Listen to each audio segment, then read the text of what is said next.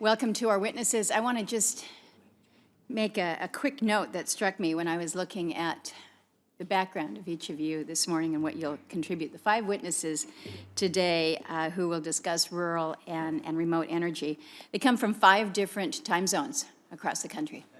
We used to have 5 in the state of Alaska, but we decided to be more efficient, and we're down to just now 2. But we have folks from 5 different time zones.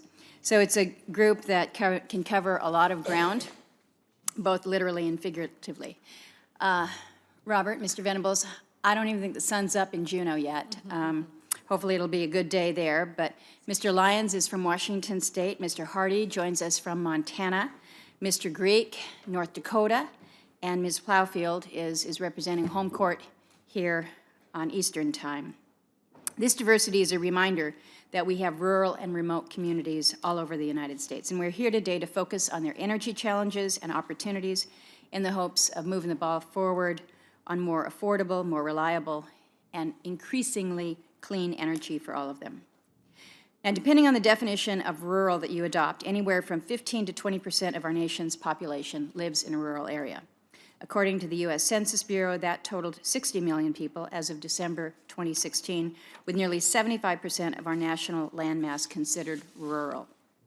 In Alaska, we paint a pretty extreme picture. We say it's a beautiful picture, but when it comes to rural, it's more than rural, it's bush, and rural takes on truly a different connotation. We have 234 communities that are outside of our rail belt area. This is an area that is a road system up, down, kind of in a triangle. But outside of that rail belt, we have somewhere between, we've got these communities that comprise maybe 20 people. Some of the largest communities that are off rail belt are about 8,000 people, so very small populations. Just over 3/4 of those communities are not accessible by road or the marine highway system or ferry system. So when you put it in context, about 80% of the communities in the state of Alaska are not connected by what folks down here would just assume you have to be connected by road, because if you're not connected by road, how do you get anywhere? How do you do anything? Well, it makes things just a little bit more expensive, a little bit more complicated. By one measure, rural Alaskans pay more than twice as much to heat their homes than folks in the lower 48. Electric rates are so high that the state has implemented what we call a power cost equalization program. This helps subsidize energy costs. We have discussions all the time about, well, what do you pay in the community of Haines for your energy? And the discussion is not so straightforward, because if you're residential, and I don't think Haines necessarily is, are they available for PCE? Okay, so if you're residential, your rate is going to be able to be subsidized through power cost equalization. If you're a commercial entity, the little barbershop, you don't have that. So you can be looking at some pretty considerable differentials in terms of your rates. We've got just under 200 PCE eligible communities. Their average residential rate is 58 cents a kilowatt hour. Now you compare that to, like Vermont, I understand it's about 15 cents a kilowatt hour. And so what you have is you have these communities that are relying on costly diesel fuel for heat, for electricity. The cost of the energy carries over to everything else that they do. And it's not just for those that are off the road system. I met with folks this week about what we call our road belt area. And within that road belt area, these systems are not connected necessarily to one another. Little community of Chitna is paying over $1 a kilowatt hour, and they're on the road system. Communities like this are just not sustainable, and I think we recognize that. In Alaska, Montana, Hawaii, North Dakota, any number of our states, too many people are living on the edge of what Senator Tim Scott and I call energy insecurity. There's real trouble in too many households when already expensive energy bills just keep piling up. I've told the story many times, but I was in a interior river community up off of the Yukon River, having a little town hall meeting. A woman came up to me. She has an infant in her arms that she was providing foster care for, and she gave me a receipt, and it was a receipt for $50 for 5 gallons of home heating fuel. And she said, I had to make a decision as to whether or not I was going to buy heating fuel to keep the house warm, or whether I could afford to buy baby formula for the baby.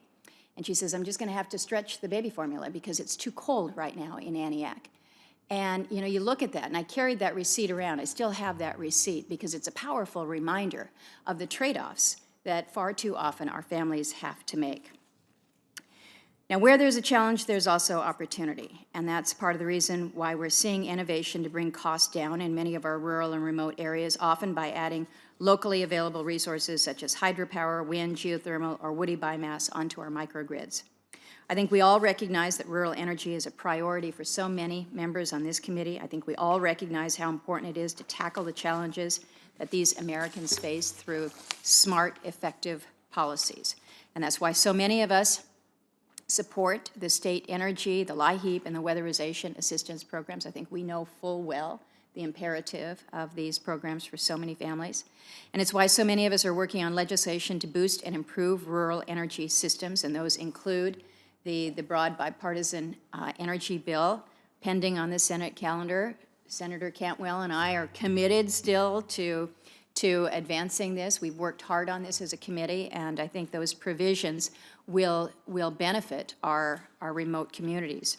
One specific example of that in our energy bill is the effort to open DOE's loan guarantee program to the states to help provide financing for a larger number of small projects that would otherwise not be considered. So again, I thank our witnesses for being here this morning. I know you've all come from far places. I appreciate the perspectives that you will lend to the committee, and appreciate your time with that. Thank you, Mr. Venables, for putting that into context and reminding us all that when we work with our kids early on, allow them to view the energy solutions not as what we have today, but what we can be doing tomorrow. And I think the outlook is pretty good for us. A lot of innovation going on. I'm going to start off the questions here, some pretty quick ones, hopefully for you, Ms. Plowfield. You mentioned the fact that within the Office of Indian Energy, you're a small office, but you know you're working on good things, and I recognize that you're small, but I also recognize that we are really, really small in Alaska. We've had this conversation before. I had received a commitment from the previous administration that we would double the size of the Indian Energy Office in Alaska. We would go from 1 to 2. We actually wanted 3, but we weren't successful with that. Now, I understand that commitments made in the prior administration don't necessarily carry over, but my question to you is, what do you intend to do to make sure that the Office of Indian Energy is as effective as possible in the state of Alaska, given the very severe limitations that we have, and again, a lot of ground that we have to cover? I'm hoping that you're going to be able to come up to the state to visit with many of our tribes and understand what more can be done, but just very quickly what the plans are. Thank you, Senator. My plan for the office is to make it more effective as part of a broader plan of modernization efforts for the department as a whole. And as I mentioned in my opening statements in December, I did ask our team to rethink how we provide our technical assistance services, more effectively utilizing the provider networks localized. As you know, in 2016, we made grants to 7 Alaska entities to provide technical assistance, and we want to incorporate them. I've spoken to folks at the Denali Commission. I've spoken to folks at AEA about helping us with that, so that we're positioned to provide technical assistance locally and expand our capacity in that way. And I do appreciate, Senator, I understand the history and it's unfortunate that the prior secretary did not keep that promise. I can tell you that the Office of Indian Energy under this administration, we don't intend to make promises that we can't keep, and we look forward to working with you to continue to make our staff as effective as possible. Well, again, I would urge you to come up yourself so that you have that opportunity to gain that appreciation and understanding. Thank you, Senator. I have been up to Anchorage, and we are planning some more trips in the future, and I also understand that the Secretary is very much looking forward to his trip with you in a few weeks. Yes. Yes, we're pleased that he's going to be out there. We'd like to get you out into some of the villages. Let me ask you about the Tribal Loan Guarantee Program. You indicated that you've had some listening sessions already, and you're planning on doing some additional. Do you have any idea when and where you might have additional listening sessions? Thank you. Yes, we do. The first one that we had was out at the Reservation Economic Summit a few weeks ago in Las Vegas. It was very helpful. They got a lot of good feedback. The additional sessions planned are for actually next week in New Orleans at the Native American Finance Officers Association, and then NCAI is meeting in Kansas City. We have an upcoming Indian Country Energy Infrastructure Working Group in Albuquerque in May, and I've spoken to, coincidentally, folks from both ATNA and Antenna Chiefs that were in town this week for the AFN Alaska Day. I've asked for their input as to where and when the best place in Alaska, and it would be either probably in the fall at AFN or BIA, and obviously we would welcome the input from your office as the best time to do that. Well, I was going to suggest possibly AFN or the BIA Providers Conference, so we're all on the same track there, but I Yes. think that would be an ideal opportunity for that.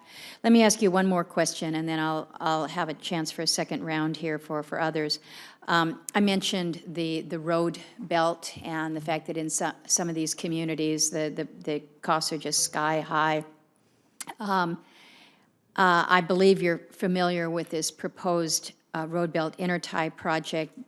It is aggressive in what they're trying to do because you're connecting about 30 different rural communities, all of which rely on diesel-generated microgrids. I mean, these are small, but if we can figure this out, it is substantial in terms of the opportunities for them. It's a big project, though. They're estimated it's about a $500 million project. But the first step to this is pretty modest. An updated engineer's report is estimated to require something more in the lines of $1 million. Given OIE's mission, given that your budget actually increased by a couple $1 million this year, are there any opportunities or any tools that OIE has where projects like the road belt intertie should be looking? I just met with these folks this week, and they're very keenly interested in moving quickly to get some movement on this engineer's report. Thank you, Senator. Yes, I actually met with Jason Hoke myself this week from the ATNA Intertribal Resource Commission. We had a very collaborative and productive meeting about what we can do. I do happen to have a map of the Road Belt Intertie project on the wall in my office. I have one right here. There you go. It's amazing, isn't it? And, you know, we were discussing, as you said, some of the gaps in the service there and what we could do. We're currently actually helping them with technical assistance.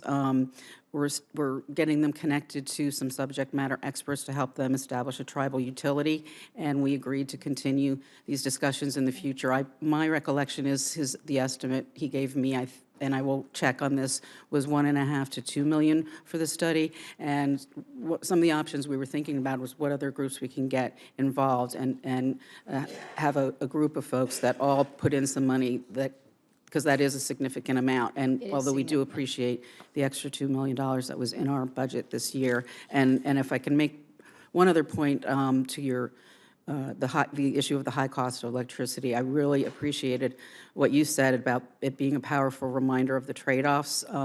In your opening statement, you've talked to many more people up there than I have, but soon after I came on board the first AFN meeting, I always keep in the forefront of my mind a story from a woman, Jessica, in a rural Alaska village who talked about how she had to go out and pick extra berries and do extra fishing because they couldn't afford their grocery bill because she had to pay her mother's electricity bill.